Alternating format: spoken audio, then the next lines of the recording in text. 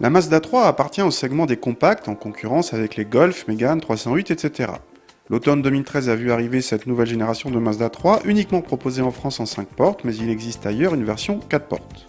La version 5 portes est une grande compacte puisqu'elle mesure 4,46 m de long, soit 20 cm de plus que les Golf ou 308. La Mazda 3 est disponible en essence ou diesel, mais ne propose pour l'instant qu'un diesel, l'excellent 2 litres 2 de 150 chevaux déjà vu sur les Mazda 6 et CX-5. Notre modèle d'essai est en finition presque haut de gamme, dynamique. A l'intérieur, la planche de bord est entièrement inédite et propose une bonne qualité de présentation. La molette qui commande la plupart des fonctions thématiques rappelle furieusement Audi ou BMW. On apprécie également l'écran central de 7 pouces ainsi que l'affichage tête haute, similaire à celui d'un 3008. L'équipement est déjà très complet sur cette version dynamique.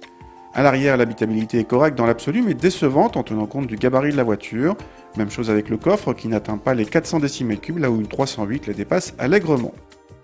Au volant, on retrouve donc l'excellent 2 litres de diesel, discret, très souple et à l'aise dans les tours à la fois.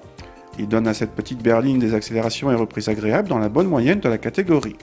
Les reprises sont faciles, mais si vous voulez jouer du levier de vitesse, la commande de boîte s'avère plaisante. Côté châssis, Mazda a longtemps privilégié le dynamisme au détriment parfois du confort. Cette nouvelle génération propose un compromis plus équilibré et agréable au quotidien, avec juste une remarque sur le train arrière assez mobile, on aime ou pas.